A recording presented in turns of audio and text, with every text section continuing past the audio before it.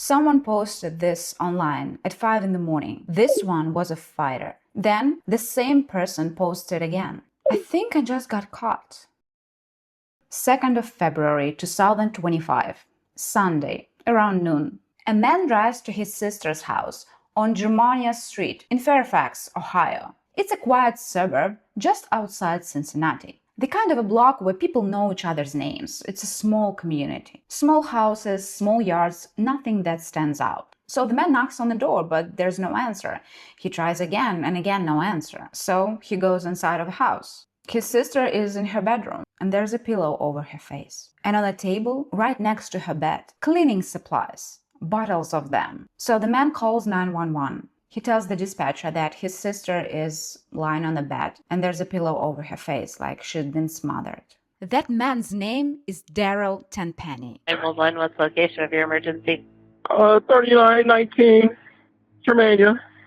3919, what was the street name? Germania in Fairfax. Yeah.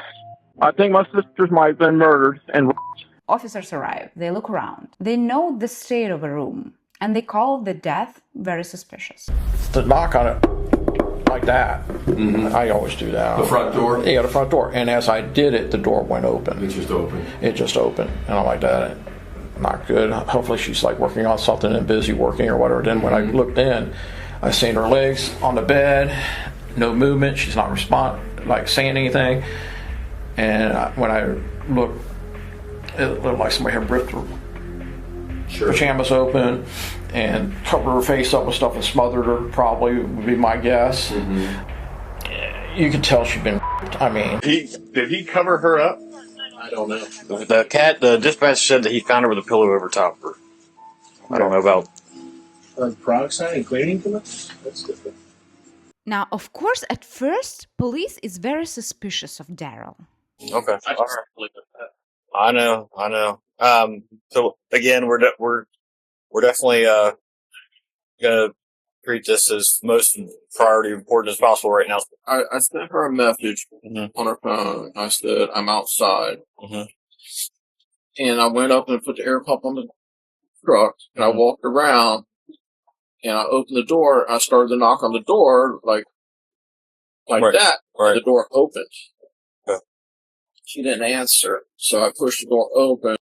And when Daryl walked into the house, he found his sister deceased on the bed.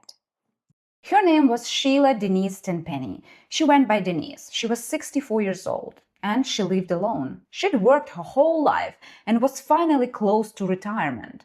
She had a best friend she'd known for more than 40 years. They used to go swimming at Kings Island together. And she had a sister she walked to the library with almost every single day. A brother she had weekend lunches with. Denise was also researching a puppy because she was a planner and she was always very careful with her decisions. On the 2nd of February 2025, not even a month after her 64th birthday, Denise's future was gone in a moment. She lived alone, she was quiet, she made plans for her life, and across the street, someone had decided that she's a perfect victim. A few days later, after the coroner completes his work, the Ohio Attorney General makes a public statement. This was a homicide, blunt force trauma to the head, and strangulation. So investigators, they go through the house carefully and they start finding things. For example, blood on the floor, scattered through the house like a trail. And the thing is, it was not Denise's blood, it was someone else's. Then a watch, small metal watch, found underneath Denise's body in the exact same spot where it fell off someone's wrist during a struggle. And something else in Denise's hands, in her closed, clenched hands, a chunk of hair pulled hard enough to come out by the roots. And then the coroner confirms what the evidence already suggests. Denise had scratched her attacker across the face. And then she grabbed his hair and she held on. A 64-year-old woman, alone, in the middle of the night, against someone who had been planning this for months. And she fought him hard enough to leave his DNA all over her house. She's also the reason he got caught. Every scratch, every drop of blood, every strand of hair. But we'll get to that later. First, the neighbors. The day after Denise's body was found, cops go door to door on Germania Street. It's Ohio Bureau of Criminal Investigation. We're here about what happened last Sunday down the street. And we're trying to talk to everybody in the area. If you ever talked to her, you know her name? She was very seclusive. I mean, She always took to herself, worked in her little garden alongside her house. Yeah. She kept to herself. She didn't have a boyfriend. I didn't know about her dating or anything. Yeah. She's been on dates a long time ago, but it's been, sure, just kept to herself, and I just can't believe something like this happened. And then a woman comes out. She talks about how devastating it is, how the neighborhood is in shock. Hello. So cool. Oh, How are you? Good. Sorry, my kids are inside and I have not told them about what. okay. They're not. Gotcha. Yes, totally understand. We're with Ohio BCI. I don't know if you talked to anybody yet or know who you are. Yeah. Okay. How well did you know? Well, just like, she would come out whenever she was not working or if it was like the weekend and really friendly, always saying hi. And she was really close with them. Really close with everybody over there. She mentions that she's lived on the street for 9 years and that she has two 13-year-old sons, Levi and Hunter. But none of them saw anything suspicious that night. Her name is Carte. They're only like 13. Okay. Okay, 13. Oh, you got twins. They're actually going to be 14 next month. Oh. And were they home with you that night? So I don't know when it actually happened. I know that we saw like the trucks on or cars or whatever Sunday. So actually Sunday morning at like 6 a.m. We had to run to the ER because my son, the cat, I guess, was sleeping on his face, and they startled each other in the dark. Oh man! Scratched him, and so we were worried that it could be bad or infected. And so yeah, he's fine. Okay. It wasn't a big deal, but it was just like traumatizing. And I was like, everybody in the car. What are their names? Hunter and Levi. Levi's going by Lewis though right now. Lewis. And which one? Lewis. Lewis. And how is Hunter with Lewis? Honestly, he's Are they close? Really protective of him. Yeah. They're really close. Well, you know what would be? We would be more than happy, and it'd probably be a good thing if we just talked to them and see maybe they heard something or saw something, and we might be able to answer some of their questions for them. Maybe. I just have not told them that. Well, they obviously know something happened. And we don't have to tell them. We're not typically. Yeah. Something We happened. both have kids, and we both know. Okay. So We're I feel not- like the M word is scary. It can be. We don't even use them word. We use the H word. So, Yeah. So it sounds a little fancier, but still, we're not going to give them any details like that, especially if you don't want us Do to. they have to talk to you? Is that like a No, we just figured this would be a. cooperative? Detectives go inside of a house to talk to Becca's sons. Now you are Hunter. Do you want to come sit down? So it's a little less. It's A fine. little less weird. It's all right. I don't really remember what happened. You've already done hospital then. Yeah. Yeah. We got there at 6, or we left here at 6:30, and it's like 10 minutes And you don't remember seeing anything when you guys left that early? We're concerned about that, were you? No. I mean, I think I don't usually hear or see anything other than work. Oh man, was he okay? Okay. It's okay. I'll come out. Hello. How are you? Oh, you're coming out now? What's he editing? I was editing Dexter. Sometimes I edit, Yeah. but He likes to make videos for TikTok. yeah. Oh yeah. Oh, nice. While it's still here, right? Yeah. Is that the cat that got you there on the nose? I don't know. I don't know what Oh, happened. that's We it? just Oh, that's, we man, that's we pretty both good. startled each other because my bed was right there. I tried to clean myself up, not realizing how bad this was, and I fell in the shower, which is even worse. So I fell and hit my face, and I started crying, and she heard me crying, and then we went to the emergency room because she was like, "This is really bad." You guys have never been in the house. No. And then police asks for DNA sample. We're asking for DNA from people. It's used for elimination purposes only, so it's not entered into like fancy database or They've already had for like DNA testing for their for like medical for Yeah. Okay. Just a Yeah, Q-tip this- in the mouth real quick. Yeah. yeah. So I'm not. They're already in a database somewhere. Okay. Perfect. And it feels like everyone is okay with that except for Levi. Yeah, I just feel like I've been to enough doctors recently. I don't want to. So have you seen any like crime shows or anything? You know how we kind of do our job. A The little medical bit. stuff's a little different than the law enforcement stuff.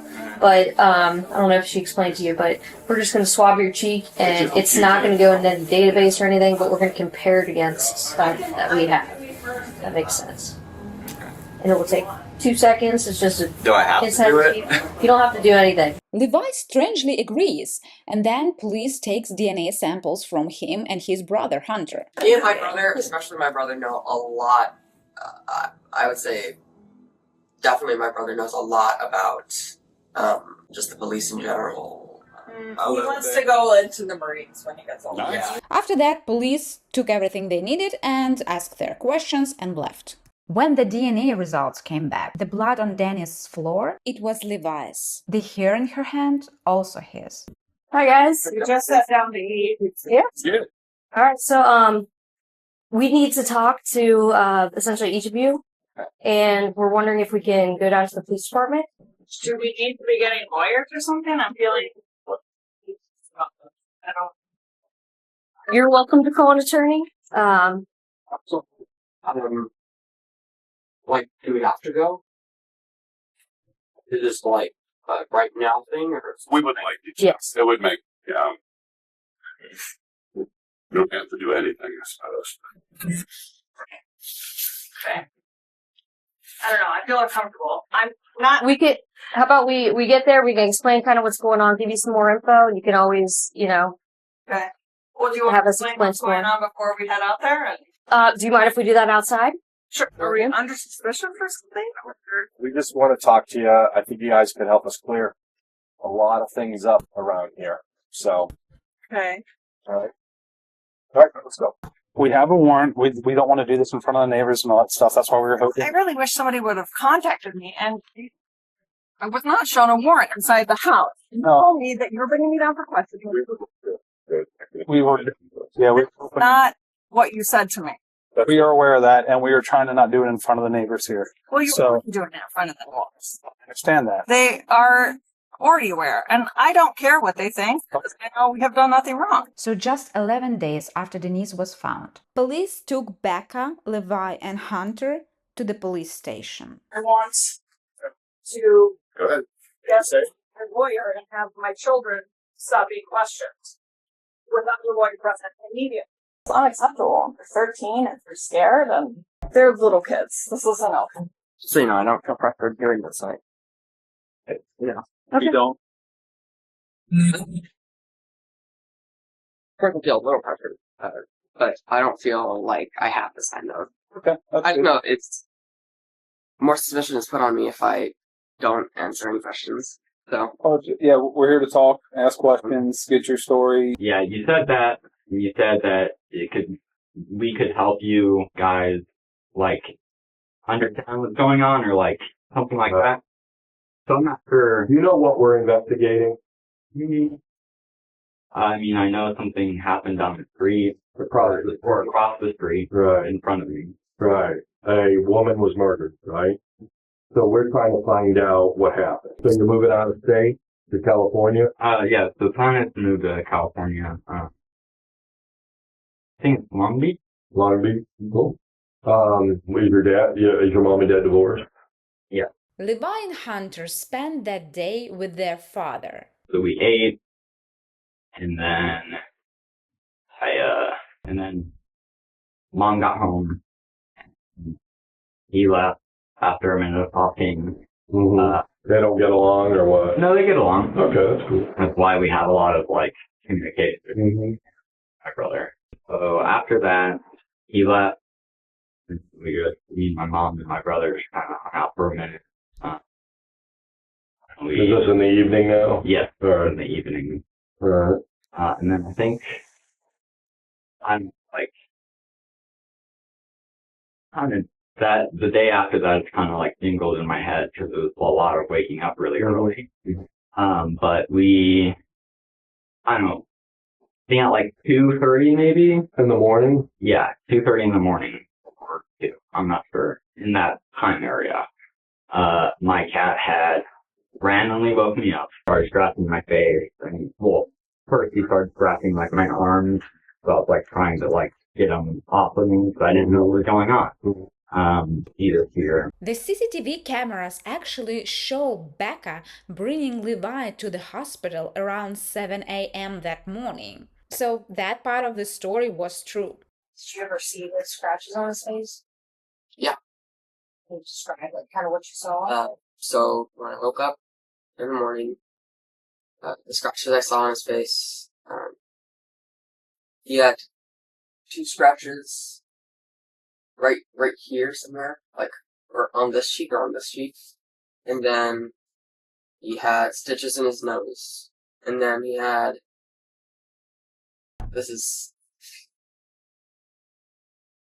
seems even more suspicious because he had extra like red scratch marks on his face. Are you accusing them of murder? Is that why they're being detained? Because they're under suspicion for murder? How would they know anything? So there's no. So now they're not speaking. No way for a legal guardian to go into that room and tell them to not answer any further questions without a lawyer. I don't think my brother would be able to do anything like that.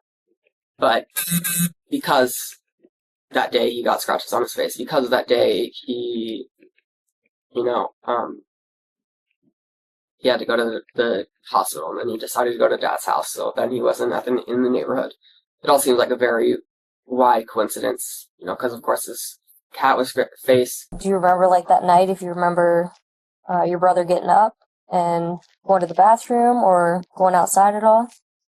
No, I was asleep the entire time. Well, I imagined, what if Lewis made up the story of the cat scratching his face, and then what actually happened was like, oh, he snuck out at night and did that horrible thing. But that was just like, I didn't actually believe that that's something you could do. Like after I imagined that, I was like, no. Does this look familiar to you guys? Yeah, that's Lewis's watch. Lewis's watch? Yeah. Do you recognize that? That's Lewis's phone. That's Lewis's watch. Lewis's watch? Yeah. Right? That watch that we showed you was under her body. What?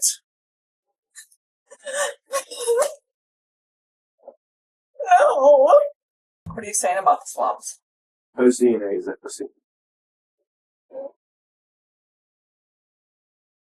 No.